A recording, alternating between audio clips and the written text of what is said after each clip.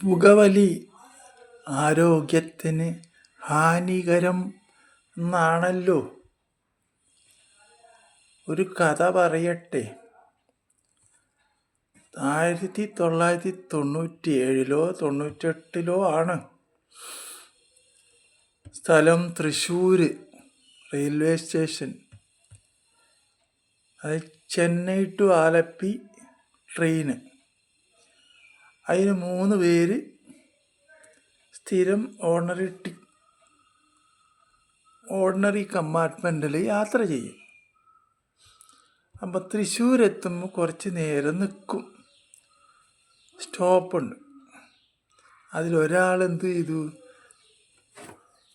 ഞാനിപ്പോൾ വരാമെന്ന് പറഞ്ഞ് പുക വലിച്ചിട്ട് വരാമെന്ന് പറഞ്ഞിട്ട് പോയി പുറത്ത്. അയാൾ വന്ന് നോക്കുമ്പോൾ എന്താ, തിരിച്ചു വന്ന് നോക്കുമ്പോഴേ ആ കമ്പാർട്ട്മെൻറ്റിൽ ബോംബ് പൊട്ടി. ഇയാളൊപ്പം ഉണ്ടായിരുന്ന 2 പേരും മരിച്ച്. അപ്പോൾ ഹാനികരാണോ നല്ലത്, ദോഷകരാണോ നല്ലത്, എന്താ പറയുക?